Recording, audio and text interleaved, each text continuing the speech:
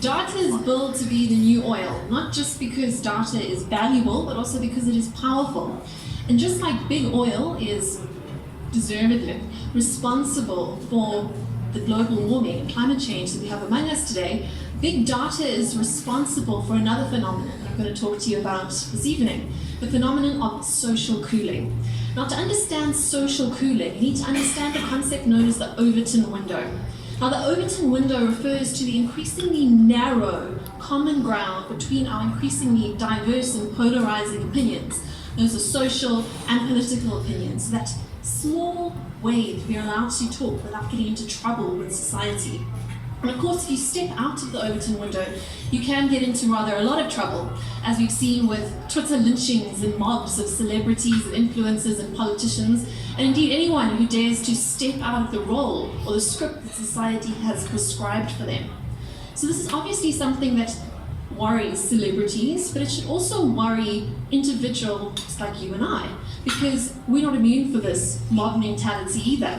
We probably all know someone who has been ostracized from society for stepping out of the role or saying something they weren't supposed to say, and it's becoming more and more difficult to know what we are and are not allowed to say anyway, or what the going opinion is about controversial issues.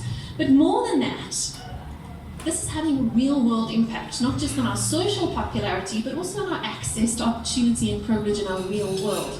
This is because all the data we leave behind us, not just through social media, but also through our physical behavioral data, as we move through the real world, is being following us around almost like little breadcrumbs, dictating our privilege and our place in society. And in economies and environments like China, those social credit scores have crystallized into a social net that people can't escape from. This data covers everything from your finances to your behavior to where you live and who you know, and it can really limit where you can move, where you can live, where you can stay, where you can send your children to school, and even if you can, leave that country.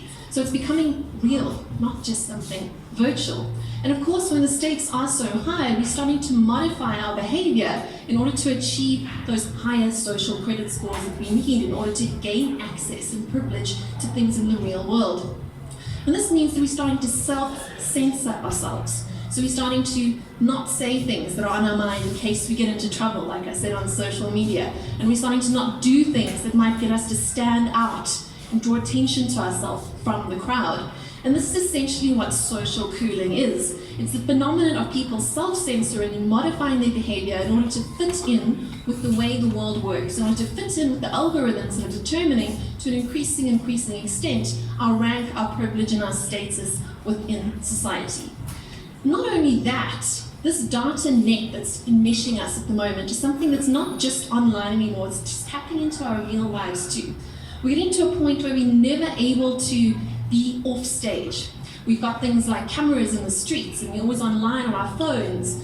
People are always watching. Someone is always watching and making sure that you are sticking within the rules.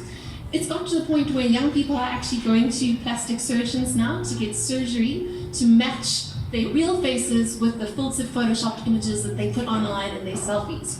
So we're getting to a point where the social mask is not just something to do with what we say and how we behave, but it's even to do with what we look like. So we're really homogenizing society, almost creating a generation of clones and drones that all think alike, act alike, and behave alike in order to fit in with those very defined roles and that very increasingly small parameters that we allow ourselves to behave in. And this behavior is only exacerbated by our online echo chambers, where algorithms are increasingly giving success to the successful ideas and perpetuating the same more and more again in order to get us to like things and click a whole lot more. And that means that increasingly there's less and less space for dissenting voices and for free thought. Not only that, but everybody is wearing their social masks, their physical and literal and figurative social masks all the time. How do you know that what is portrayed as the group consensus even is what everybody else is thinking? How can you believe anything when everybody has been trained to think and act alike in a particular way? And of course, this has a very real cost for real society, actually financial costs too, because when you're too afraid to step out of the box that society has drawn for you and that very narrow Overton window that you have to behave within, it limits creativity and innovation. Because to be creative and to be innovative, you have to be able to take a risk and try something new. And if nobody's prepared to stand up and stand out of line and actually take that risk, what happens to society? What happens to societal growth? And that's why social cooling is known as social cooling. It's this cooling down of human growth and development as everybody becomes too afraid to rock the boat. Now, there are a few things we can do in order to stop this process. The first thing to do is to stop quantifying our own lives and the lives of others. So to stop judging people based on their social popularity, on their likes and on their followers, and also to stop running your own life according to getting those likes and followers and fitting in with what is popular. Not only that, we need to become more comfortable with discourse, with arguing, with getting into conflicting situations. We have to be prepared to engage with dissenting views, or we're not going to have the opportunity in order to present our own dissenting views that might fall out of line with what society wants and expects. Not only that, we have to speak our own truth. We can't keep quiet when the prevailing narrative goes against our own values and our beliefs and our own visions for the future. Otherwise, we're going to live in a very depressing future where everything goes down to the lowest common denominator that everybody agrees in, and we're really going to stagnate growth.